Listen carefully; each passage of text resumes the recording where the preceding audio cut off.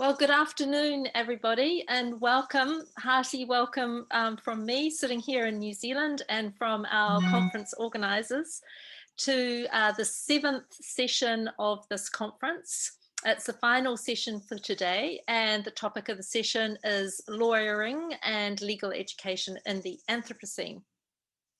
My name is Prue Taylor, and I'm a legal academic in New Zealand at the University of Auckland, and I'm also the Deputy Director of the New Zealand Centre for Environmental Law.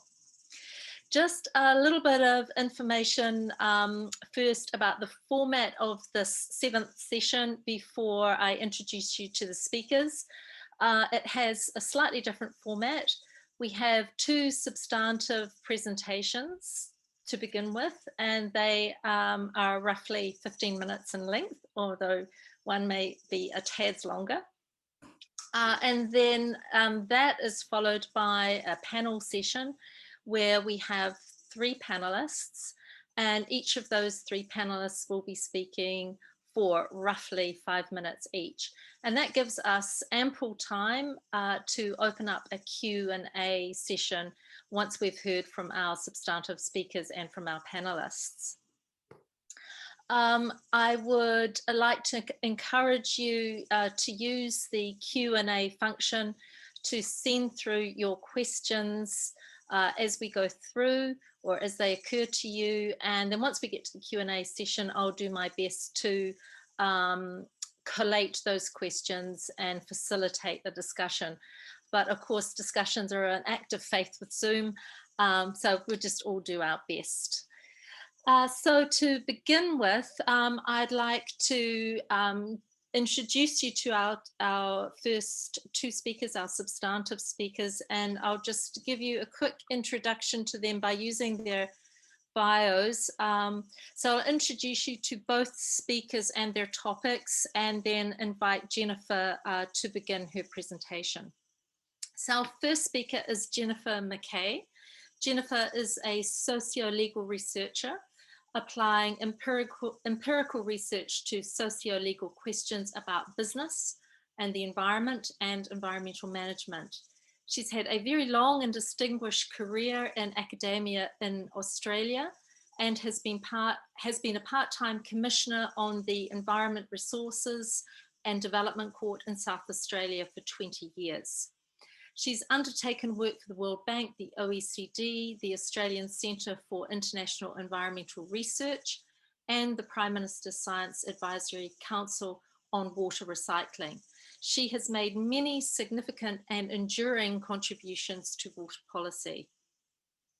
The title of Jennifer's presentation is The Professional Responsibility of Lawyers in the Anthropocene, Evolving Issues for Statutory Authorities in Environmental Protection and Natural Resources Management. So Jennifer will be followed by Arpitha Kodaveri. Arpitha has received her doctorate in law from the European University Institute as a Hans Kelsen Fellow. Her research examines law conflicts and legal mobilization by forest-dwelling communities in India. She has previously practiced as an environmental lawyer in India, supporting forest-dwelling communities in that nation. And the title of her presentation is Environmental Lawyering in the Anthropocene: How can the climate crisis transform environmental lawyering in India? So with that, I would like to offer Jennifer the Zoom link to begin her presentation. Thanks, Jennifer. Thank you. And Sarah's going to upload it for you. Okay, the widening domain of professional responsibility of lawyers in the Anthropocene is what I'm going to talk about in detail. And as you've got there, the famous blue marble shot in 1962. So if I could have the next slide. So the Anthropocene as a concept, we don't get a certain date, but it's 1950s or 1900, but the ontology is that the human animal is so powerful with technology, we have changed the earth, and that's the recognition. Now, the implications for laws is that we need to have a stewardship focus. No more economic rationalism and siloing the environment and creating markets for everything. I did have a very I did a lot of work on markets, and I never thought they were the solution to water, but they were a solution down at the bottom, but only if you had laws regulating the protection of the environment, which of course we didn't have. So what are the implications for the Anthropocene for lawyers?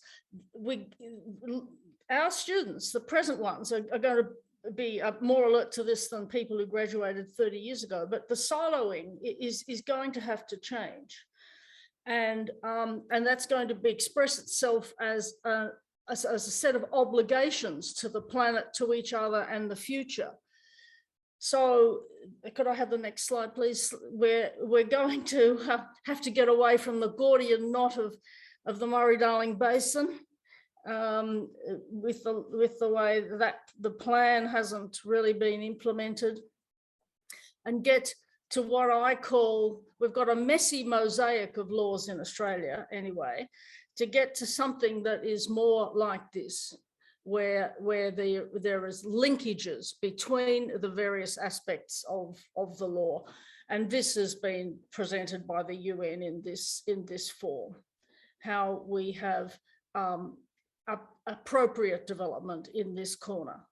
So the economic approach to life has often been short-term, but that's always been my criticism of economics, is the short-term focus, and the discounting rate is 10 years or something. Well, it's never worked for the environment. And now we've got a chance to show, and lawyers have a strong case with their communication skills to be able to argue for a change. The next one, please. Okay, so what's going to be the obligations for our students in this age of what I call obligations? There'll be several diverse roles, because we still have this mosaic of laws. Finding your way through the many laws in each jurisdiction is a nightmare. New South Wales, it's even harder than South Australia. But the Holocene is the previous geological period, and those laws are all siloed, but of course they still apply. They treat the environment separately, in separate little quadrants, despite the fact we have laws with the title NRM in them. You still have several bodies regulating. So the lawyer in the next period is going to have to negotiate the old laws, which will still apply, plus a whole suite of new considerations, which are coming largely through judges being very innovative, and particularly in New South Wales with Justice Preston, but also the federal court's been in there too, and the ACCC. There's been lots of innovations. So it's very messy. Now, I've identified 9 domains. And I think that I'm going to talk about the recent bushfires case, which is again Justice Preston, about the obligations for statutory authorities, which is a new area. So the thing that's been failed in the Holocene era laws has been that cumulative effects of environmental actions were beginning to be considered in some laws, but they generally have not been. And so that's how we've got to this point of the degradation that we have now. And the other factor, which is being driven by SDG 16 and the requirement for peaceful and peaceful institutions, is community engagement is going to be much more of a legal issue. And I've got an example of that in South Australia. Could I have the next one, please? Okay, here are our 9 obligations, and I've got these in detail on the slides, so I'm just going to, I'll skip through them, I'll talk about these, and then I'll skip through to show you some photos and some illustrations. So the complexity of laws, multiple laws, and now we have new rights, for example, to solar light. There's a whole suite of cases in New South Wales again, and there's even one in South Australia. where planning laws are being, you can't now impinge on somebody's right to have their solar panels retain their light. So that's completely new. There's legal professional ethics issues in this domain as well. And that's something that's, I think, a great area for potential research.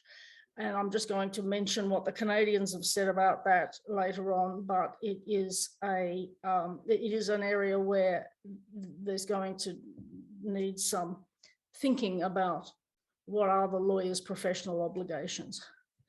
The other area that's really big is civil disobedience laws. And so the environmental lawyer has to become quite on top of the criminal aspects of the various laws about peaceful assembly in each state. And very importantly, the anti-protest laws, such as Tasmania attempted to pass, and that do exist in New South Wales. And in New South Wales, the amendments to the laws to prevent people protesting on roads and public places and everything has taken place in a rather insidious way, because it's disaggregated into a number of laws. So it's a very tricky area, and there's human rights aspects on that as well. And international law, such as 37 under the International Covenant of Civil and Political Rights, has put out a comment saying jurisdictions should not pass laws that stop peaceful assembly. And that's generally for environmental protests. It's now recently become relevant for anti-vaxxers, but it was passed in the light of environmental protests about fracking that were taking place in Brazil and other places, and the laws were being passed. Mind you, our own Tasmanian law didn't escape the attention of the Human Rights Council as well, who described it as appalling, and then the High Court, as you all know, took out various bits of it. Now, the other area for the environmental lawyer is going to be, interpretation of these net zero targets and greenwashing. What's going on in that domain is generally the corporations law type lawyer, but an environmental lawyer is going to have to be alert to advise his clients that they can't greenwash and say they're doing things to achieve net zero unless in fact they are. And ASIC have helpfully put out a guidance on that.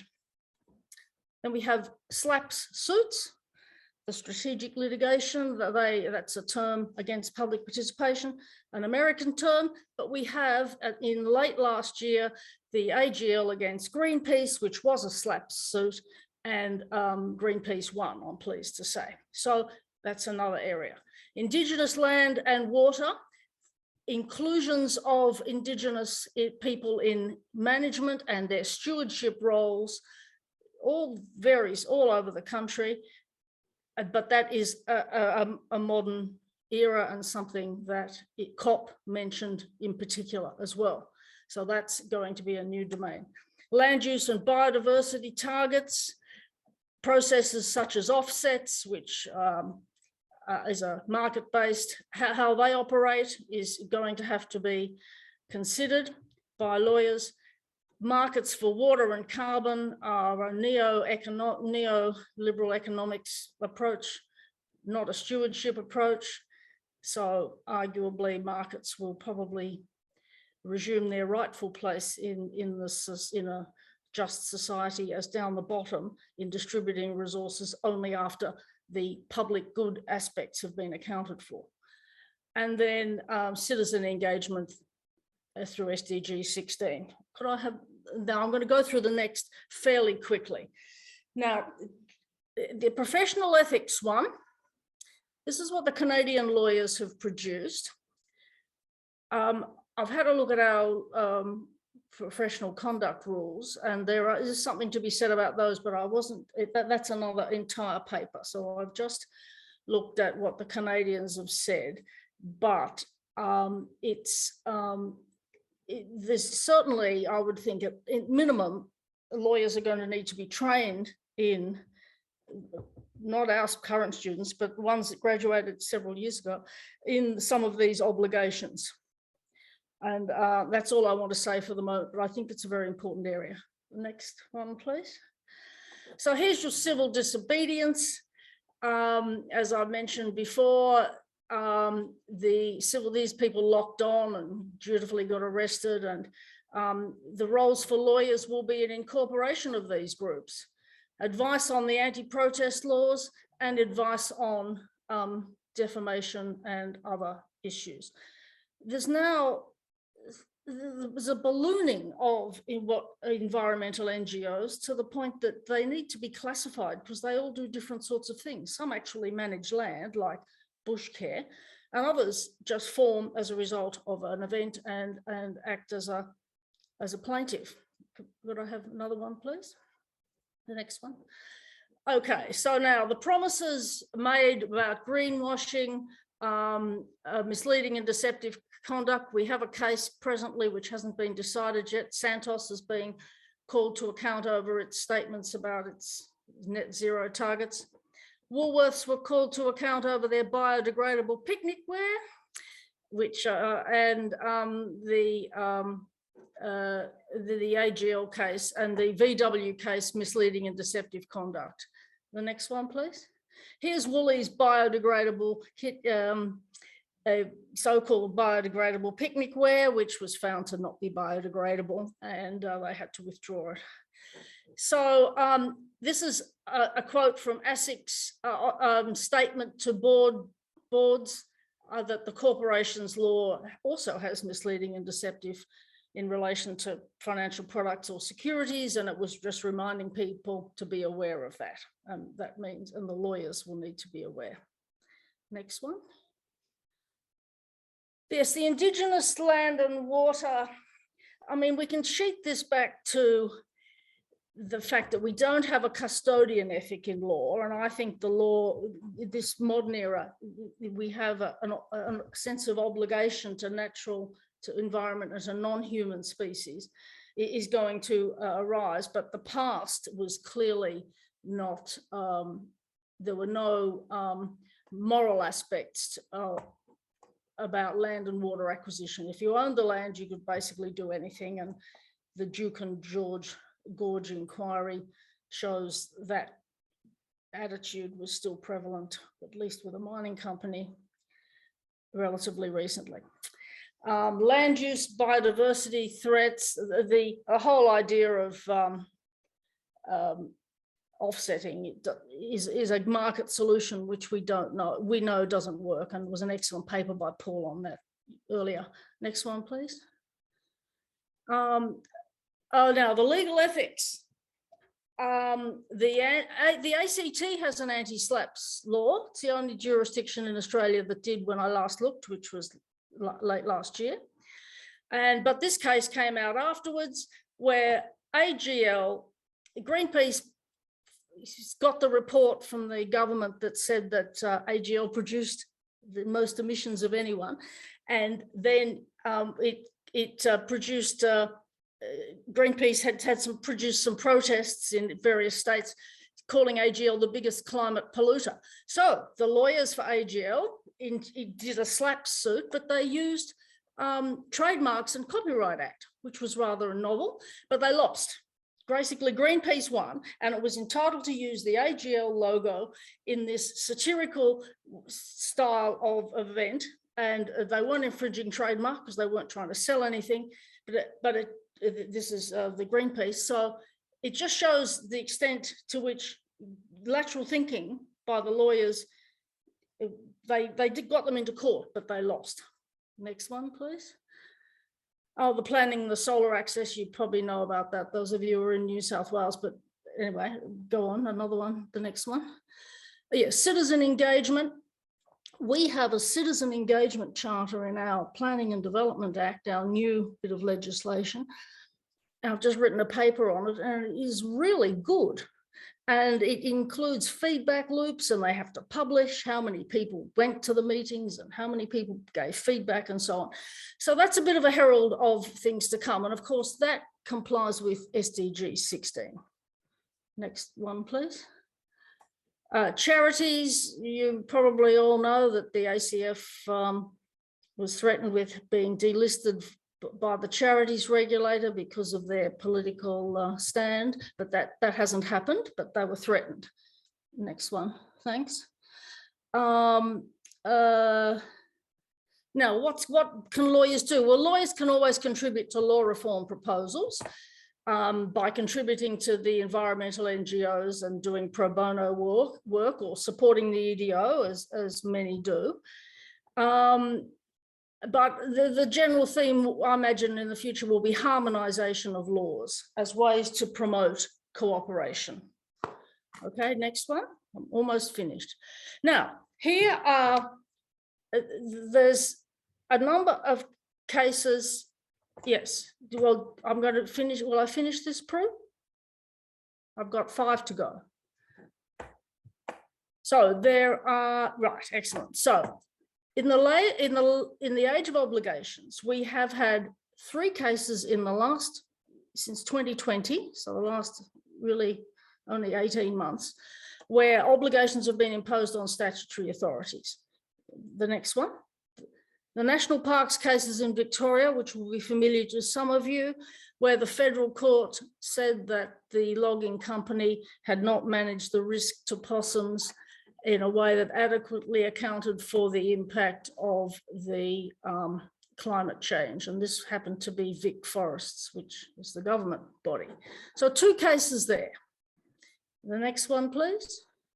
Then there's the Adani Water case, where the Morrison government didn't apply the water trigger to the Adani's assessment of the Galilee water scheme under its EIS. And the ACF took them to court through the EDO, and it was found that that was an error of law. And the judge made the statement, we expect the federal government to properly apply the law. In the end, they haven't been given that amount of water. Next one. Now here's our most modern example.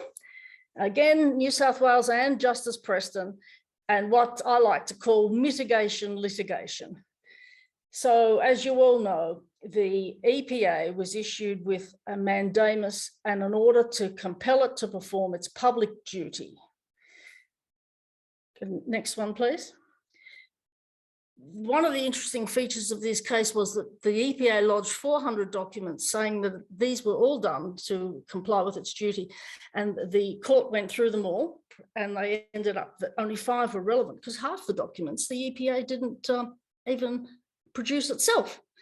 And many of them didn't mention climate change, and others were found to be trite or merely aspirational. Keep going, please. So the EPA was then obliged to produce documents that did address climate change, but of course the limit on the exercise of a statutory discretion is the court can't order how it does it, as you know, but it can order that it must not take into account irrelevant matters, and it must not be unreasonable, and not be unintelligible, that no reasonable authority would have arrived at it. So that's old admin law. The next one, please. This is what I loved about this case. Justice Preston went through all these documents and eliminated the vast majority of them, as you can see, like 2% were left. And then he said, well, you know, according to the EPA's objects and of their law, of their act, and their duty under Section 9, what would amount to a document that would get the EPA over the hurdle of actually producing documents that mitigate greenhouse gas emissions? And these are the things that he said, that you must say the sources of they must know which industries are producing the greenhouse gas emissions. They must set a future or desired level of emission, the timing, and how they will measure the rates. And none of the documents that he saw did any of that. And in fact, he described some of them as trite. Next one, please. He's not a man to mince words. So the limits of the case are that, of course, as Jacqueline Peel and Anita have said, you can't tell the EPA how to exercise its discretion, but it does signal to other government actors and authorities that courts are willing to enforce the law against them. So it's a very clear example and a very good test, I think, by Justice Preston about how to comply. And I think that's the last slide. Oh, yes, this is just the IPCC reports, the dates of them up until present, and the fact that global warming hasn't ceased, just as an interesting scientific point. Thank you. Thank you very much, Jennifer, for your presentation. And I really appreciate how up-to-date and current the research is that you put into that presentation. It's brilliant. It's particularly fascinating for those of us who sit outside the jurisdiction of Australia to see, in fact, that there's far more going on in Australia than perhaps we ever pick up in the media, for example. Yeah. So thank you very much. Also, whilst you were making your presentation, I was jotting down 1,000 things, and hopefully our participants in this session are doing the same thing, because I think there's so much in your presentation that we can come back to. Thank you. Thank you. Thanks, thank you, Jennifer. That's great. Our next speaker, Arpitha, are you there and ready to go? Yes, I am. Let me just share my screen. Wonderful. Welcome. And the Zoom link is all yours. Thank you. All right. So Jennifer has already made it a tough act to follow. So I'm going to try and do my best to sort of draw on some of the things and themes that she's already mentioned, but try and locate it in some of the struggles in the Indian context. And before I even begin the presentation, I want to contextualize where I'm coming from. So having practiced as an environmental lawyer, I find myself doing my postdoctoral research in what's called the Climate Litigation Accelerator at NYU Law. And there's an internal struggle that's currently occurring within, and where I'm starting to notice at least a divide within the legal community, which is environmental law and the emergence of climate lawyering. And so a lot of my kind of internal dilemma, which is expressing itself through my research, is to see how do we build these bridges, or how do we try and reconcile some of the newer kind of modalities of lawyering that are emerging? How do we kind of make sure that the efforts are not further fragmenting an already very fragmented legal landscape? And I chose India as the context to do it because it's the context I'm most familiar with. And the way I'm going to sort of narrate this particular paper that's still a work in progress is I go through a brief history of environmental lawyering in India. It's definitely not justice to the rich stories of environmental lawyers and their contribution, but it's sort of a scrunched up narration of strategies that has in some ways laid the foundation for the potential emergence of climate lawyering, which is starting to take place to an extent in India.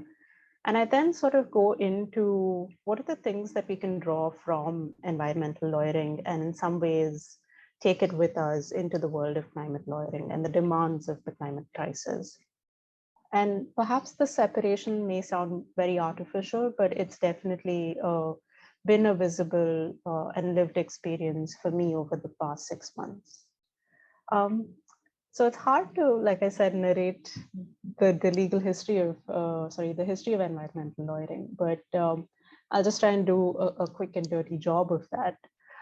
The first kind of emergence of environmental lawyers in India took place in the 1970s as environmental laws were being drafted, particularly the pollution laws and laws related to wildlife protection.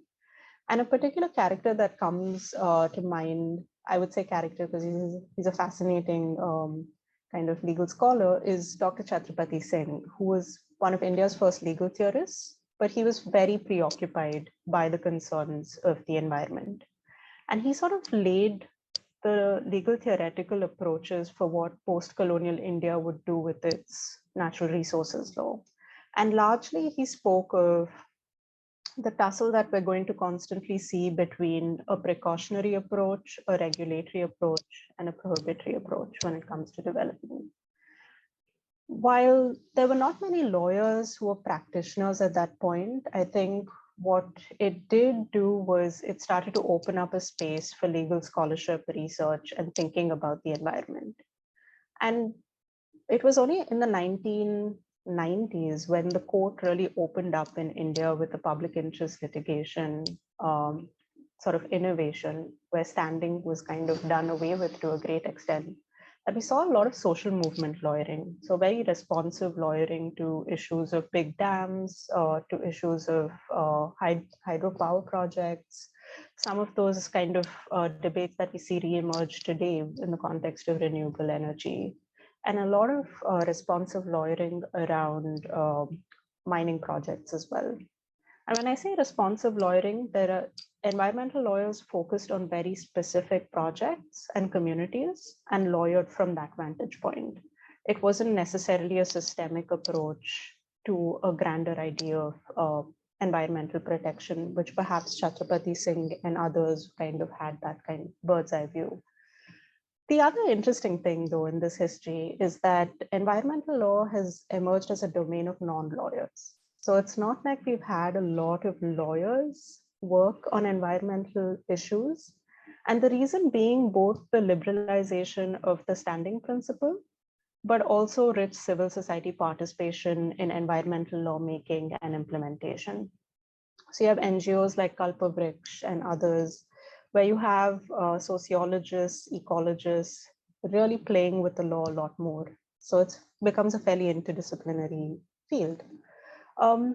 And then in around the 2005 onwards, and I think I kind of became part of this community, which is the emergence of community-based lawyering, which was lawyering with forest-dwelling communities or indigenous communities.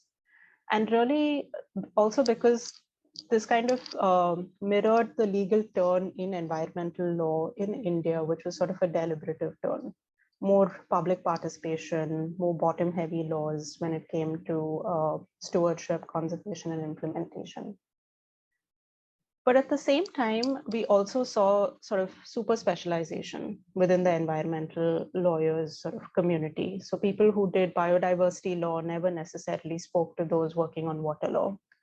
And again, it goes back to my point, which when the emergence of environmental law was occurring, when environment was sort of a subject of law, there was more of a bird's eye view and less of a fragmented view. And lastly, now we're starting to see the emergence of climate lawyers and climate lawyering. And it's kind of within the fold of environmental lawyering in the Indian context. So the divide is not so pronounced as yet, as I feel it is in kind of other communities. But what is, and the history of environmental lawyering and the experiences of environmental lawyering in India really offer to this emergent arena of climate lawyering? One, I think that it's can be positioned as sort of extended environmental lawyering as opposed to looking at it as a completely new space, because there is fear, at least among environmental lawyers in India, that they might be in some ways reinventing the wheel or discarding strategies that have been effective and have worked before. So whether it's responsive lawyering or community-based lawyering, I think those modalities should be quite flexible and adapt to the legal situation. The second big gain that environmental lawyering in India has to offer to the world is India's environmental laws emerged from this idea of environmentalism of the poor, which kind of was a contradictory approach to deep ecology. And we're sort of seeing the reemergence of deep ecology and rights of nature the world over. But what environmental lawyering in India did was it spoke about, making sure that distributive justice doesn't get compromised at the altar of conservation. And a very important technique of lawyering especially in terms of choosing clients and in terms of making legal arguments, was quite a sophisticated process that India has developed, especially with public interest litigations across different jurisdictions.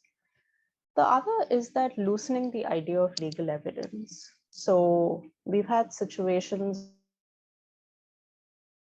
where certain artifacts have been submitted as legal evidence and have been accepted. And in climate lawyering, we see excessive reliance on science, whereas we've seen certain headway being made in environmental lawyering where science is not seen as the epitome of all source of legal evidence. So there's also that.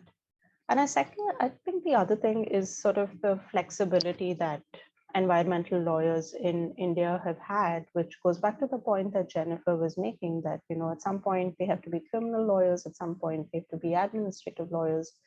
And because legal resources are so scarce in these remote forest areas, environmental lawyers in India have had to wear multiple hats. I personally, for instance, have had to deal with criminal cases that my clients have been accused of, alongside looking at conserving the tiger as well as recognizing livelihood rights. So I think there's something to that, because while it's exciting to see that many people, like all lawyers, are now identifying as climate lawyers. So there's a lot of mainstreaming of the climate issue. There's something to be said about a single lawyer being able to deliver to the clients through different modes and ways.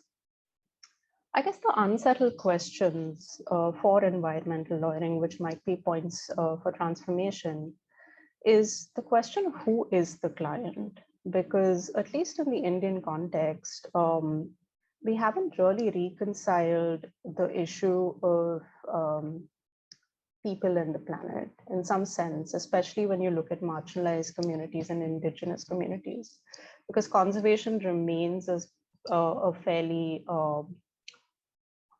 fortress-like and an authoritarian set of laws that govern those decisions.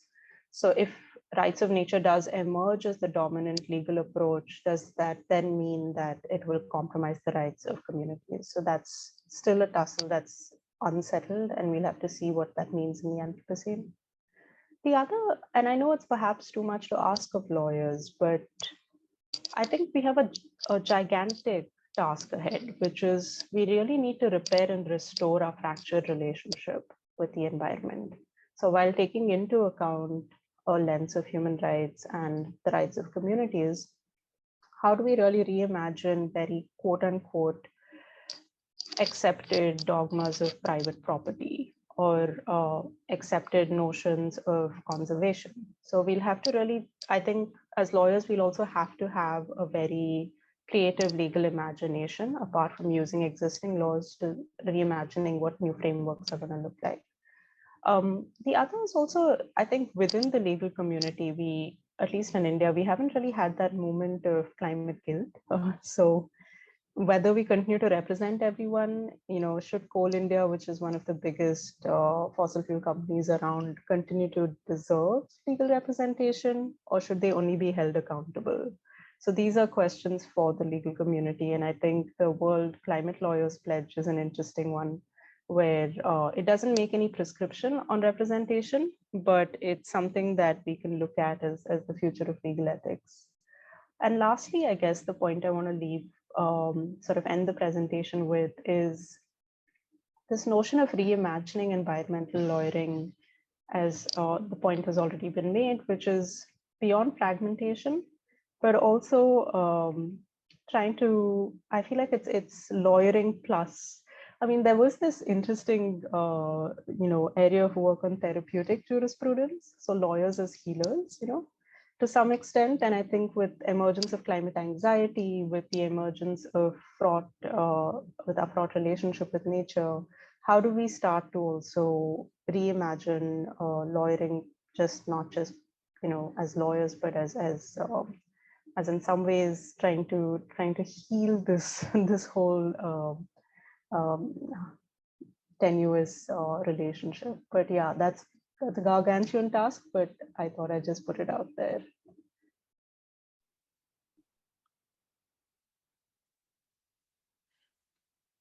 Thank you very much for your presentation. That was I found your presentation incredibly thoughtful and well considered. And it reminded me so much of the dynamics that for those of us who have been environmental lawyers and climate change lawyers for over 30 years, your presentation reminded me of a lot of questions and a lot of dynamics that have been swirling around for a long time, but aren't often explicitly addressed. So thank you very much. And I'm sure that your presentation will lead to some really good discussion. So thank you very much.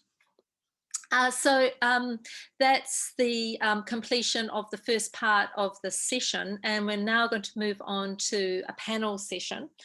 And then we'll come back to our Q&A. So we have 3 panelists.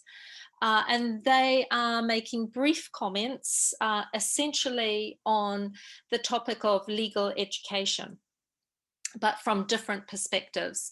Although we have 3 panelists, I understand that essentially we'll have Anita and Philippa making most of the comments, and Michelle is going to add to what Philippa is going to contribute, because they're working on a joint paper. So hopefully I have that right. So very quickly, I will introduce you to our panelists. So Anita will be speaking first. Anita Forster is a senior lecturer at Monash University in the Department of Business Law and Taxation. Anita researches in environmental and climate change law and regulation, and much of her recent work focuses on the roles and responsibilities of the private sector in addressing climate change. She teaches environmental law and regulation in an interdisciplinary context. Following Anita will be Philippa. And Philippa is a postdoctoral researcher in law at the University of Adelaide and an adjunct lecturer at the University of Tasmania. She researches in environmental law and public governance with a focus on climate change adaptation, which is great. We often have a lot of lawyers focusing on mitigation, but not so much the adaptation.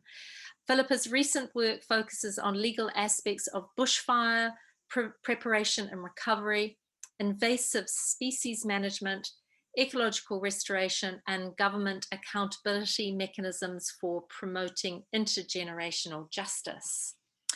And then we have Michelle. Many of you already know Michelle through her incredible work in hosting this conference. She very modestly said you don't need to use time to introduce me, but I am going to introduce Michelle. Michelle's interdisciplinary scholarship occurs at the intersection between biodiversity, conservation, and sustainable livelihoods. Her work focuses on futures-orientated biodiversity law research aimed at advancing equity and sustainability under conditions of unprecedented environmental change. Michelle was a fellow on the Global Assessment of Intergovernmental Science Policy Platform on Biodiversity and Ecosystem Services. Michelle is also a board member of the National Environmental Law Association, which is Australia's premier environmental law organisation. She is currently a senior lecturer at Macquarie Law School. So with those introductions, I'm going to hand over to Anita to begin, and just a quick reminder to our participants, please use the Q&A as you're thinking backwards and forwards between the presentations we've just had and the comments of our panelists. So Anita, over to you. Thanks. Thanks very much, Prue, and thanks to both Jennifer and Arpitha for really great presentations. I think particularly the way you kind of step through all the different directions you could go and still call yourself an environmental lawyer, and how that's developed and broadened over time fits in really nicely in thinking about legal education, especially if you have, you know, a 1 semester unit and you want to give your students as much as you possibly can of environmental and climate law, but still make it manageable. Anyway, as Prue said, I actually teach in an interdisciplinary context. I work at Monash University in the business school. We have a department of lawyers. So there's human rights lawyers, labour lawyers, corporate lawyers, trade lawyers, and a couple of environmental lawyers that teach into a range of different undergraduate and postgraduate programs. And we teach legal subjects, but predominantly to non-law students. And over the past few years, I've kind of reviewed and redesigned a subject called Corporate Sustainability Regulation. It's a master's unit and it's offered into a range of different master's programs across the university. And when I was reading the call for papers and the themes for this year's colloquium, particularly the advocating responsibility in the teaching of environmental law and the pedagogies of responsibility, it just got me thinking about the teaching I've been doing, how it engages with these themes, particularly around concepts of corporate environmental responsibility, and what I could do better in this space. So just a few reflections. Firstly, if you think about the nature of the students I teach, it's probably a bit different from many of you. I'm teaching a unit that attracts students who are doing a Master of Business, Risk Regulation, might be doing a Master of Advanced Finance, they might be doing environmental engineering. A big chunk of them are doing a Masters of Environment and Sustainability as well. They're generally students who aspire to roles in business or industry, or roles which can have a significant influence on business and industry. So that might be in civil society or industry associations, or perhaps in government. While a good proportion of them, particularly the students doing a Masters of Environment, are really well-versed and have great background in environmental issues, many of them just need an elective for their Masters of Business Risk Regulation, or are interested in these issues from a very different perspective. So I kind of approach this as a really good opportunity to try and give these students a good grounding in environmental law and regulation, its underlying rationale, different approaches, its importance in addressing the environmental challenges of the Anthropocene. And particularly, I think I use it as an opportunity to really try and engage students in thinking about the roles and, more importantly, the responsibilities of corporate actors and the people who work for corporations in the context of the Anthropocene. So a chance to inform and hopefully influence their future practice in industry and business roles.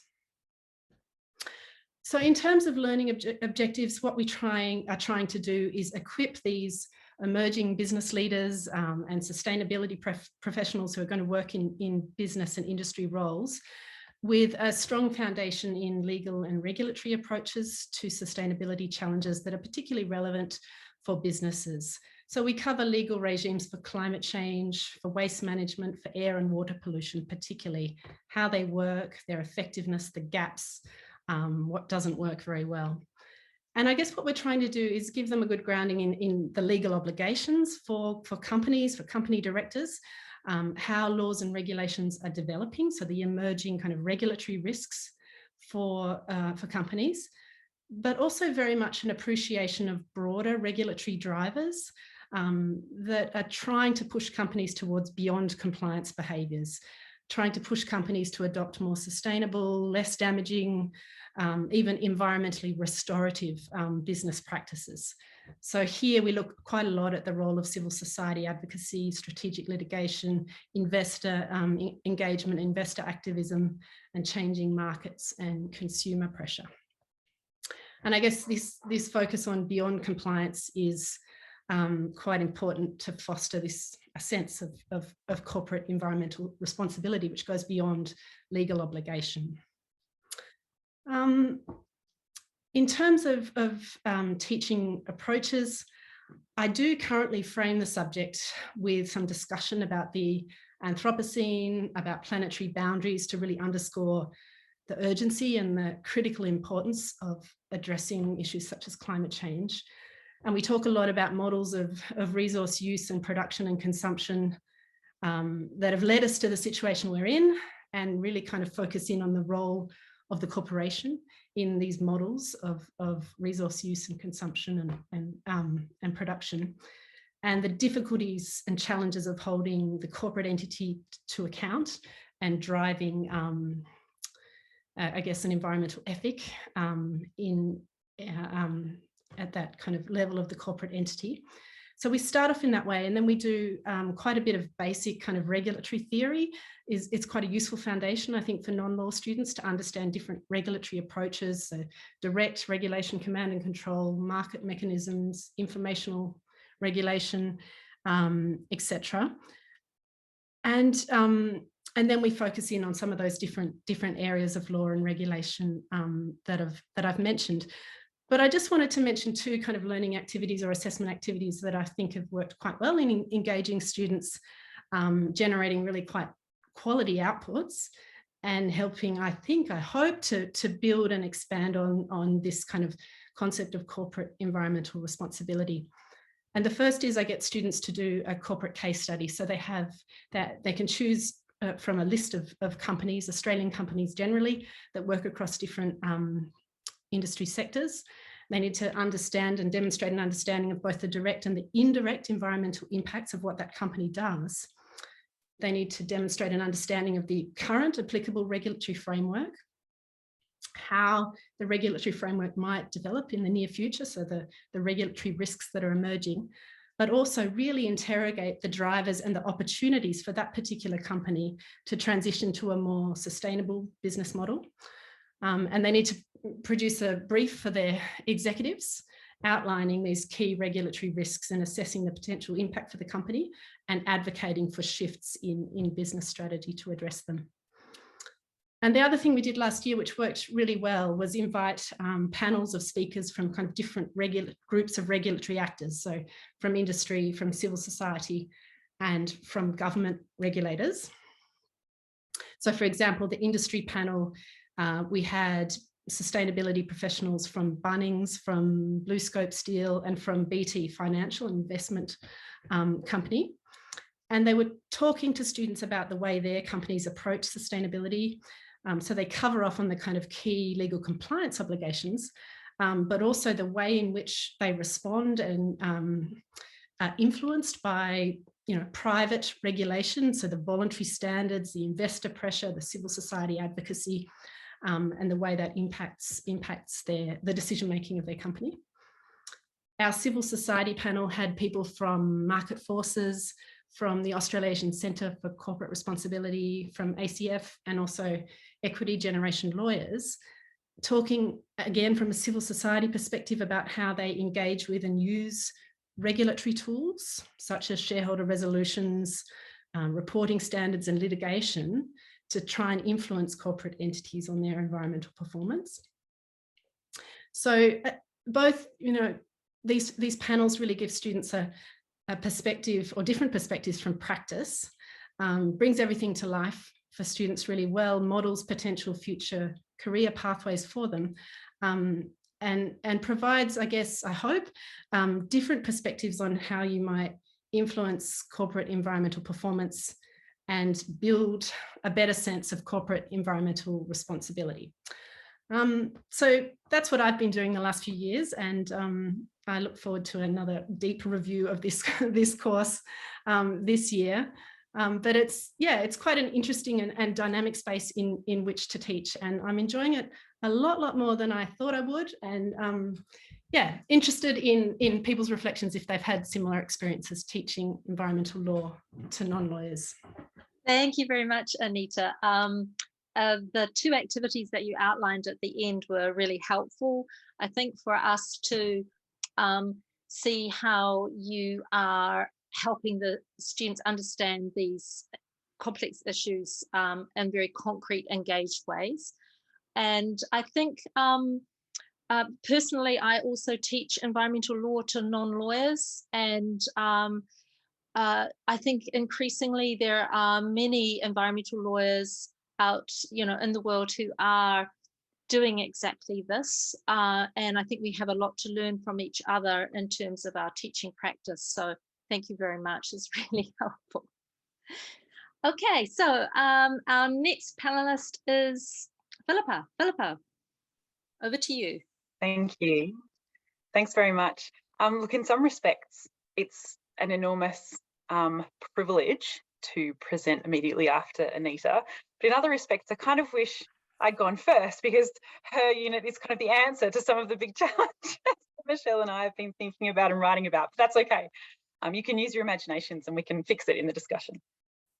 So the reason why I'm presenting, and just very briefly today, is because Michelle and I were invited to contribute a chapter to a book about the Sustainable Development Goals in education. We were an afterthought, so the book about education was not going to include a legal or governance or policy perspective. And I think I can speak for you, Michelle, in this. Our immediate thought was, oh my goodness, we've got so many things to say about the SDGs and like the law about sustainability. And it's been quite an interesting discipline to step back from the work that we're usually doing, which is, you know, deeply involved in environmental laws and what environmental law is all about, whether it's working, how it's the opportunities we have to make it better. To step back from that and say, how do we teach it? You know, and not just how do we teach environmental law, but how do we teach the legal graduates who will become the lawyers and legally trained policymakers and citizens, you know, the next generation of people who care enough to think about what makes up our institutions and what opportunities we have to make a better world. So it's been a really interesting discipline for us, but also kind of a new foray for me into the scholarship about education. So I'm kind of here on that premise, so forgive me for major slips and lack of knowledge.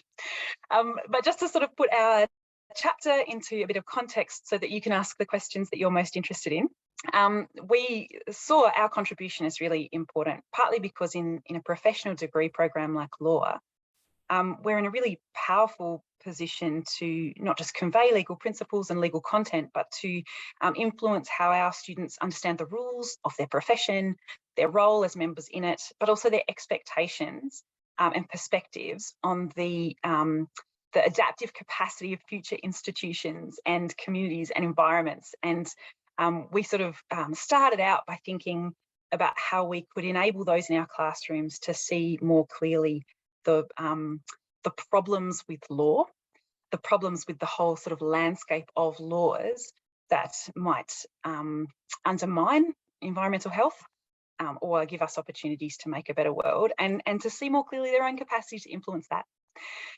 So we took 3 kind of grand challenges, sort of big, rapid, broad scale changes and trends. And so we've looked at social and political change, you know, how people in societies sort of understand their position and how they interact, which sort of lumps in really big questions about, you know, globalization, political and social fragmentation, decline in shared understandings about truth and transparency and accountability. We tried to sort of narrow that down a little bit by focusing on those things that have particular significance for law. And so, you know, if we think about the significance of a post-truth society, it creates huge challenges for explaining what accountability is, let alone how we allocate it and how we enforce it. Global shift away from the rule of law and hollowing out of accountability reforms and so on. The second, so that's social, sort of political change. The second big change was about technology. And I think that we are, I think across Australian law schools, there's a big recognition that technology is a really kind of looming challenge for us as educators and also for our graduates. But precisely what it looks like to teach it well, I think is still really up in the air. Some people are particularly well equipped to do it and to critique it, and other people significantly less so. Some people can't use the internet very well.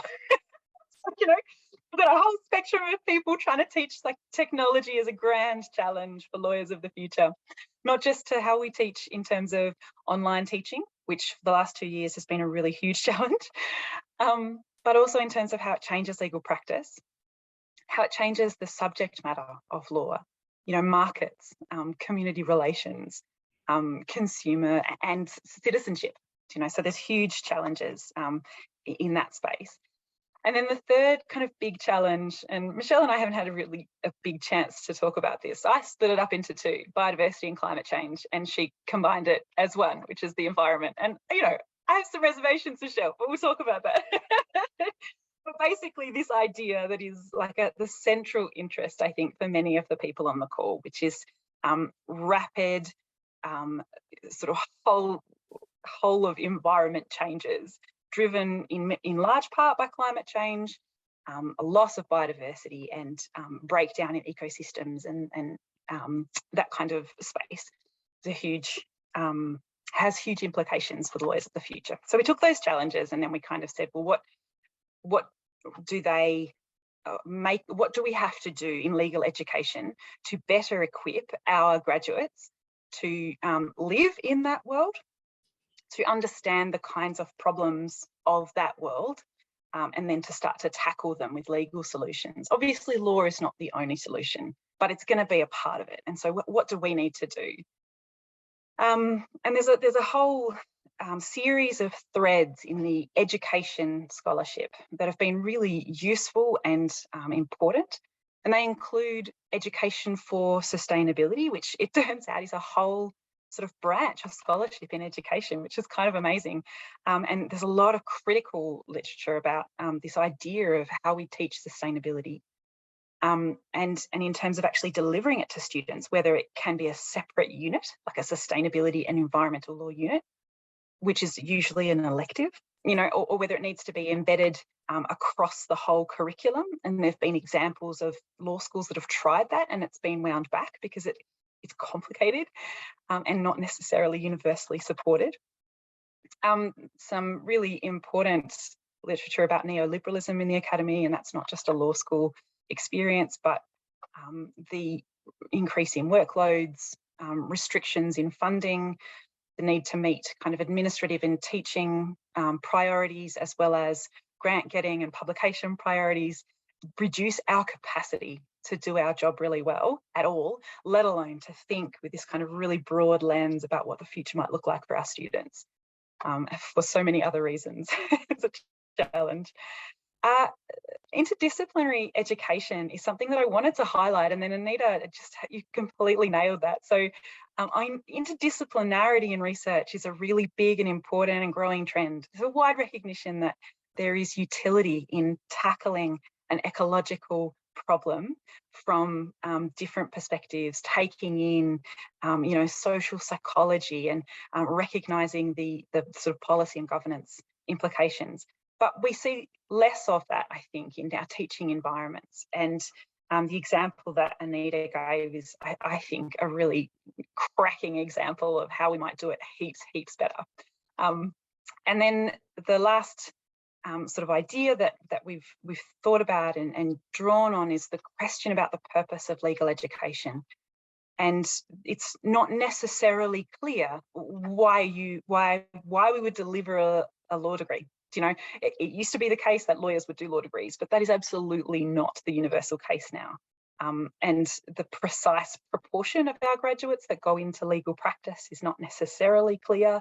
The number that do or don't get employed, those numbers are contested.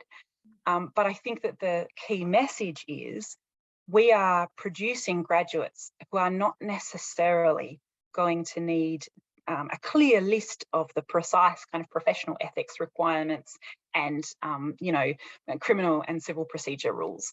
They are people who are going out into the world to tackle problems, to engage with people. And we see a huge and important role for the law degree as a whole to equip those people to understand problems that are deeply complex and interconnected and wicked in their nature.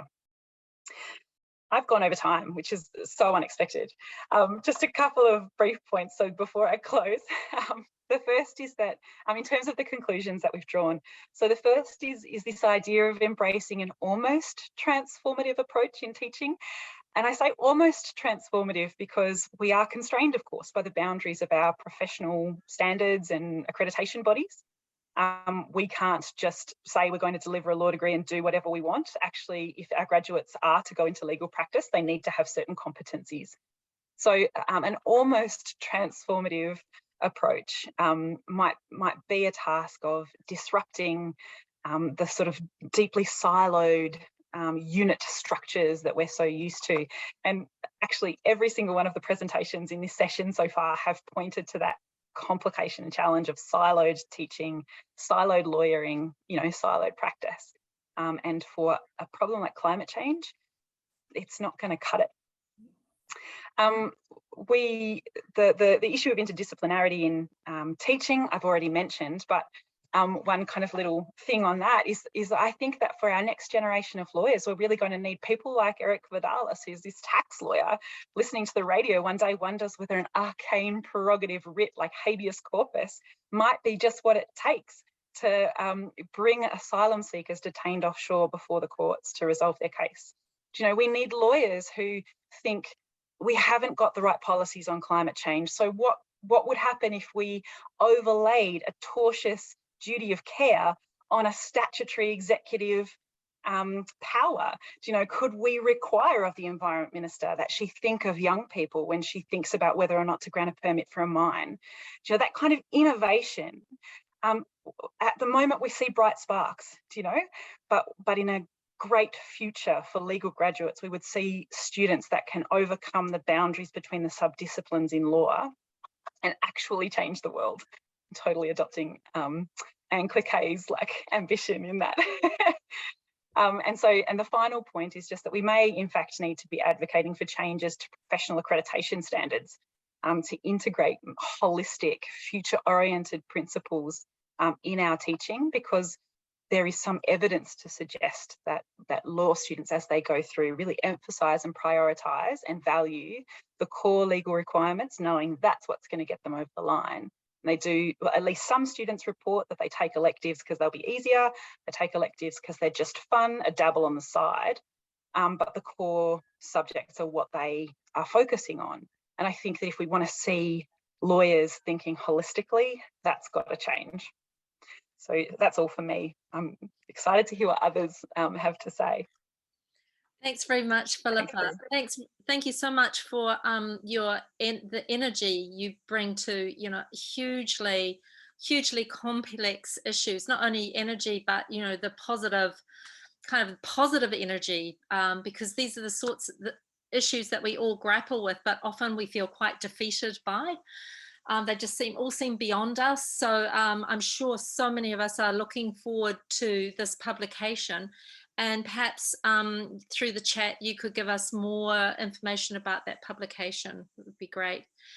Michelle, can I draw upon you to add?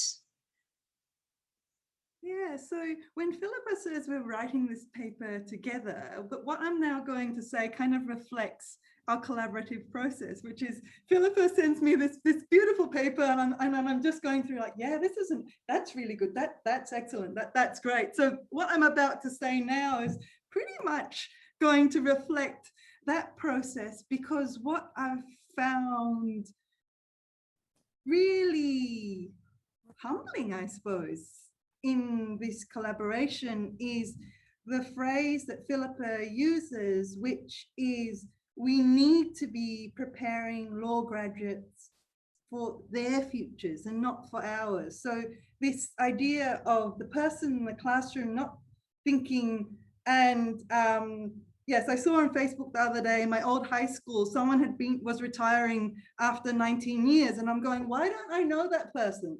Well, I don't know them because I wasn't there at the time. So you sometimes lose sight of the fact that a lot of the people coming through into your classroom are of a different generation to you are, and being able to have that humility, but also being able to provide students with capacities for anticipatory lawyering and foresight, which comes up a lot in what all of you have spoken about. But I do have a question for Anita later on about how, you know, dealing with these issues of risk, perhaps areas beyond the environment are far better equipped to, it's something that needs to be drawn back into the law curriculum. So I'll stop there because there's so much interesting discussion to have there, but to highlight the point that's really resonated for me in this collaboration with Philippa, that we need to think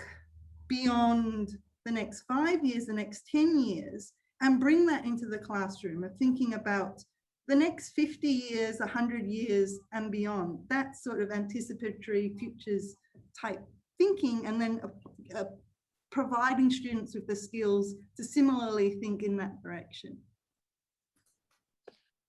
Thank you very much, Michelle. So this now brings us to the sort of Q&A discussion part of our session, and we've got a couple of questions in the Q&A section. And the first one is to both Jennifer and Apita, and Jennifer has indicated that she's happy to respond. Apita, can you also see that question? Is it something you also would like to respond to? So while you're thinking about that, I'll just read out the question. The question is, environmental law looks very challenging, especially when it deals with the impacts of climate change, which affect all members of society. The question is, do you think that citizen lawsuits will be appropriate mechanisms to implement climate change litigation? Jennifer, do you want to address that first? Well, the EPBC Act allows representative actions, but there is a problem with standing to sue for citizens generally. So in Australia, if they amend the representative actions provision, which has been mooted, then there will be a problem. But at present, what's happening is that groups are forming, like the bushfires survivors was a group that rose out of, and they're often associations under state law or a public company limited by guarantee, and then they get the EDO to run the matter for them. And what we're getting is, well, we've got Justice Preston's innovations, and also with the bushfires, but also the innovations from the duty of care in Sharma that was imposed on the Minister for the Environment, so a common law. So it's judges doing the heavy lifting unless you can use the representative actions provision of the EDO, which of the EPBC Act. So yes and no, but certainly politicians are taking notice of the civil disobedience that's occurring. Sorry. Thanks, Jennifer. Apita, did you want to make some comment from your perspective? Absolutely. I think, so I can speak maybe to the South Asian context. With the opening up of, locus standi, you'll definitely, access to justice and judiciary is opened up as a site for progressive environmental litigation and future climate litigation. But at the same time, we're also seeing an authoritarian political climate. So essentially, a person who does bring such a lawsuit can be subject to a lot of, I don't know if you've been following the case of the young climate activist in India, Disha Ravi, who was arrested for just merely putting a toolkit out as part of the ongoing farmers' protests. So there's that added risk. So one has to be careful about who brings such a case and what would be the nature of protection that they would, be able to get in that process. And the second is there's an interesting book by Anuj Bovania called Quoting the People, where he talks about how public interest litigation in India has become a place for the middle class to advocate for their interests. And so sociologist Amita Bhaviskar also talks about the emergence of a bourgeois environmentalism.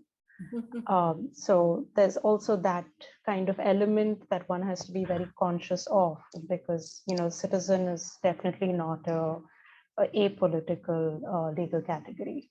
So those are my 2 cents. Yeah, thank you very much. Very, but more than 2 cents, but thank you. Second question is to Anita. Anita, can you see that question? It's regarding assessment and whether the assessment, I think that you're doing, is similar to the law firm climate law scorecard undertaken by law students at UC Davis Law School. Maybe you could ask Judith to just quickly describe the assessment. I haven't had a chance to look it up, and perhaps the broader audience would be interested. Okay. I'm not sure. Hopefully she's still there. I can have a quick look while Yeah, sure. So while you're having a quick look at that, or maybe Judith is going to come back to us. Just to say, I think Judith is on the webinar mode, so I think on the webinar mode, you can only type. I might have to take it on notice. I don't know if I can have a proper look while we're discussing, but thanks for the link, Judith, and I'll have a look and get back to you if you know a bit about this. Thank you. Okay, Jennifer is raising her hand. I think she has a question. Yes, the idea of reflection in legal education and in reflection in all education is something that can be explored to give the students some way of forward thinking. I've used that. I've got the same problem as you. Well, we all have teaching environmental law. I mean, it's so much of it. And I've instituted a reflection section in one of my assessments. And then I'm doing a diploma in online learning. And so I wrote it up for one of my courses. And the guy from the education school wrote to me after the course had finished and said, you should publish this. So I said, well, but I can't analyze the reflections. I read them and I thought they were great. But anyway, he could. He found he had a program, and his student actually did the analysis, and the student's going to use it as a case study in his PhD on education, on the concept of reflection. So I think there's a lot in this domain of law, less in contract than other things, but in environmental law, it's a reflective process about the philosophies of society and what the laws have got us to. I just wanted to raise that as a bit of a discussion point. Sorry, it wasn't really, but it seems as though we've all, from what Michelle and Philippa and Anita's, everyone's been saying, and you, Prue, we've all been doing it for years. And it's probably time to really put some effort into writing up what we're all doing and how we grapple with assessments, because they're really tricky. I get students to do a presentation, and then I get them to reflect on that, a presentation on the law, and we got some really interesting results, and that's going to be published in about 3 or 4 months, that article. So I think we should get a little group going about education and reflection. I know Anita and I have talked about it the last time we actually met face-to-face in Perth, I think 3 years ago. So it would be really good to keep that going. And I think education in this domain, it needs some, we need to think about it and share. If I could just comment on reflection specifically, what I've discovered in my years of teaching at the University of Auckland is that there are other disciplinary areas, particularly the creative arts and industries, where they have been using reflection for decades as part of their education. So I mean, it's like there's a rich it's a vast experience that we as lawyers can draw on from other disciplines. Well, I would suggest we all talk to the education faculty in our own unis. That was my experience. I wrote this article for this chap I'd never met on what I'd done, and out of it came a whole lot of really interesting collaborations. And reflection in education research is standard. There's somebody at Monash has written an article on reflection. Do you know his name, Anita? He's an academic at Monash, but in the law school. And I'm getting his contact details, and we're going to work on this a bit more, but we should bring as many in as we can, do some type of reflection on all of our various experiences, particularly in this next domain, because everything is changing so fast ever since COP, really, and the NDC. So I'd be happy to talk to people about that, and people in the broader panel here too, because I think it's really worth jumping on it and sharing experience. Thanks, Jennifer. Can I just ask any of the other members here of this session if they have questions for each other? I mean, Michelle, you said right at the end that you had a question for Anita. Now's your chance. Yes, so just this sense that the work in industry of private actors is a further thing that's become something that's much more on the radar, a possible agent for change.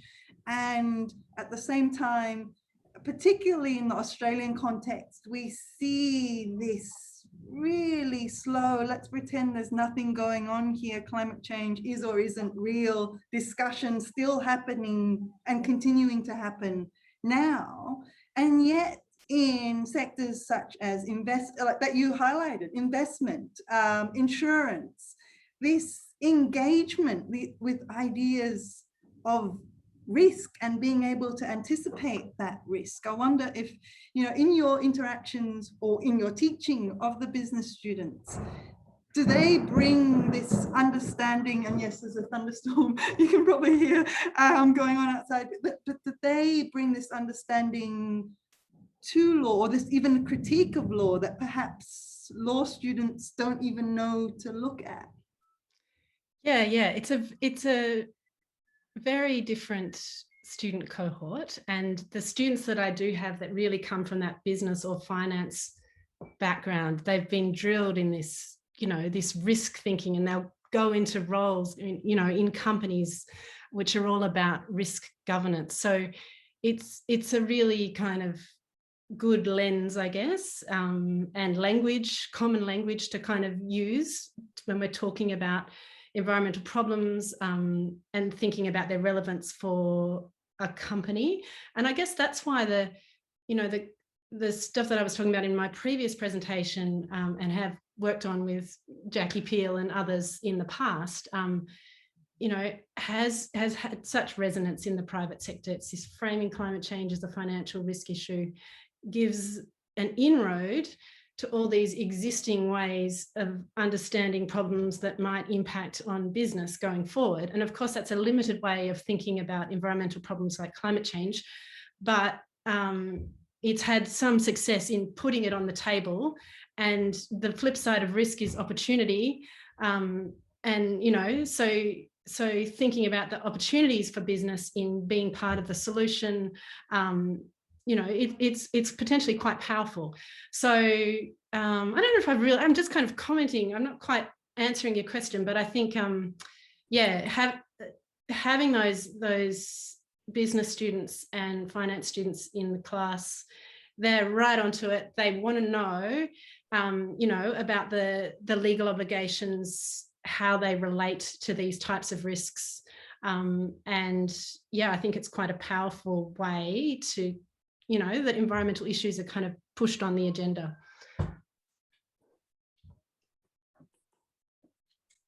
Thanks very much, Anita. While you were talking, I was just thinking back to a conference years ago. I mean, like really years ago, when I was looking at corporate stakeholder theory, and just wondering. I'm just wondering, as you're speaking, to the extent to which corporate stakeholder theory has really evolved in the last 20 odd years, but perhaps that's for another time. Anybody else got a question or a comment, reflection in relation to the other presentations? Well, go ahead, Phil. Go ahead, Philippa. My question is very specific, which seems a bit unfair, but I have a question for Apita, and I wonder if we could talk to us. One of the things you mentioned in passing was that there are sort of lower standards for evidence in the Indian lawyering context for environmental law. And it just really struck me, because I feel like for quite a lot of environmental law, the technicalities of evidence are so important. I mean, if you look at some of the climate change cases that have been run here in Australia, the reams of expert evidence and the kind of process of building a case that involves that kind of evidence to really change the way we consider climate change in our courts has been so important. I wonder if you could kind of speak to that a little bit, whether there are pros and maybe cons as well to the position of evidence in a world that's becoming increasingly more complex, and where perhaps evidence and the role of scientists and the role of science in lawyering is maybe being undermined or questioned a little bit. It's a very specific question, sorry. That's okay. I think that's such an important question. So I think that the loosening of legal evidence and tightening has to be sort of a gradient. I don't think there's like a definitive answer to that. But when I say lowering the standards of legal evidence, let me be more specific. So there's an act called the Forest Rights Act in India. And within that, to claim land rights, there are diverse kinds of legal evidence one can submit so that their rights over forest resources can be recognized. And one of them is like the statement of an elder reduced in writing. And this is because these communities have been largely,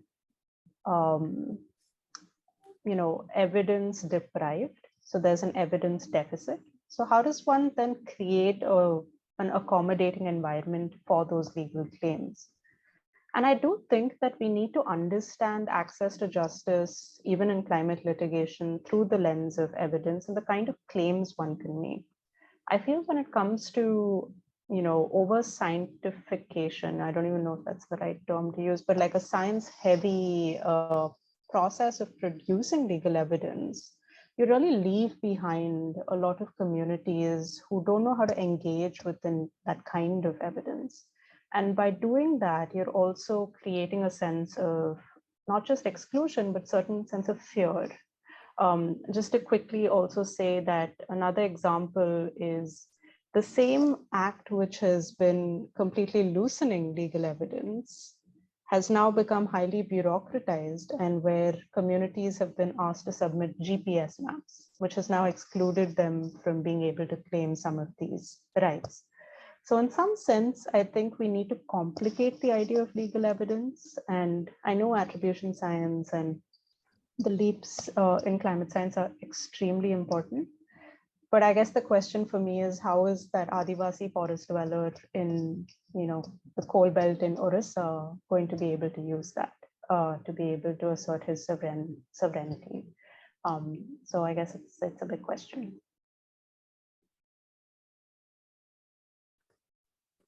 Thank you very much. We have just a few more minutes to go. So are there any further questions amongst our panelists and speakers?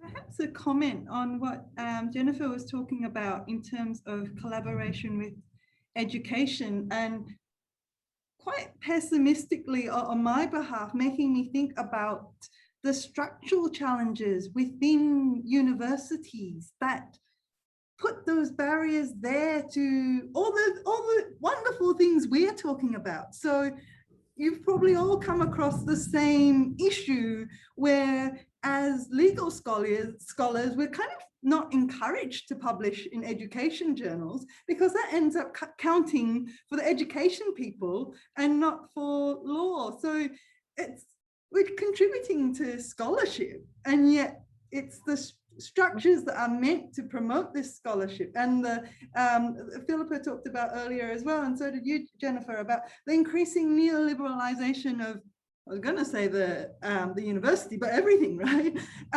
Which again are structural issues where perhaps this is more so why all the things you've all been talking about are so important, and yet at the same time challenging. Yeah, absolutely agree. That's exactly the case. Maybe UniSA is a bit more.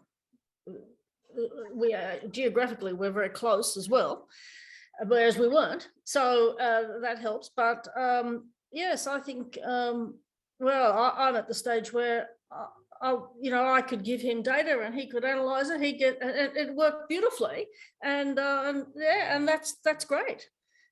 And it caused me to think a lot more about that as a concept too. And I've revised the course, and we're going to do something more with it. Yes, I think you're right, Michelle. But there's also nothing to stop. You can make the connection. It's quite hard, but you can. And I would say, possibly in the future, unis will be looking to reward interdisciplinarity, at least Uni SA is. So it might, those previous considerations may not apply. So I just do it. Yeah, they used to tell me for years, don't publish in, I used to publish in this journal called Water, which is the Australian Water Association's journal. It was refereed, but I always wrote up all my stuff that I, for the public service and for the private sector on, you know, what I'd done. I was told for years, don't do it. I did it. And so I think you just got to follow your heart, because if you're interested in it, it doesn't really take that much effort to flip it. I think you make a really good point, Jennifer. I mean, to a certain extent, you kind of just have to get on with it and do it. Yeah. Although I would say that in my institution, I can see sort of 50 years worth of people in their various disciplines just getting on with it and doing it, but the university itself not supporting that, or in fact closing it down, actively closing it down. And our university is going through what we might call a rebranding exercise, or we might call it a sort of a flourishing of a more fruitful understanding of its role as an tertiary education institution. and an opening of its heart to a broader range of values. And as part of this, it's doing this whole sustainability education thing. Oh. And quite frankly, many of us are saying, well, before we spend all our time and energy engaging in this, you show us you mean it.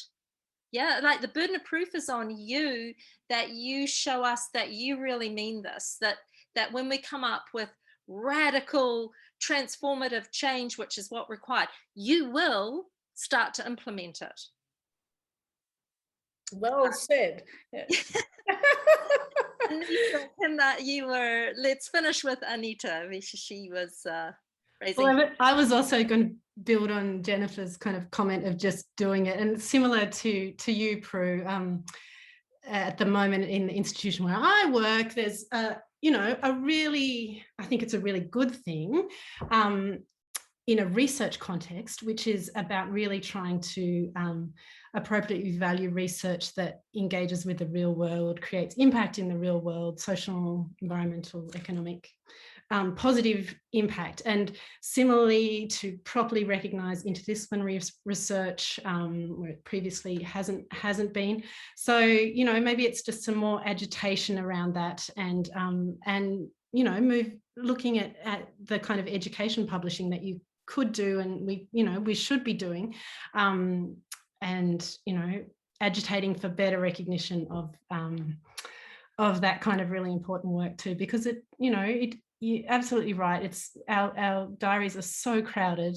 Yeah. You tend to prioritize ticking off the research outputs and just kind of getting through the teaching, but teaching is really important too. So yeah, anyway, there's definitely change around the interdisciplinary and impact-oriented research. Let's hope we see some change kind of in the education space as well. Great, thanks very much. Oh, Jennifer, just a short, short comment so we can round up for our... Well, I was just going to say to the participants as well as the panelists, in the 12th edition of the IUCN's journal, which I'm co-editing with my lovely colleague from France, last year we upgraded the teaching presentations to be 8,000 to 10,000 words. And so each year we're looking for 3 good articles. We've got 3 great ones, in fact, all Australian. Judith wrote one, and Andrew Ray from ANU. And I did one with Shreko and his student on reflection in my course. but we're looking for 3 good articles, not necessarily Australian, on pedagogy of teaching environmental law.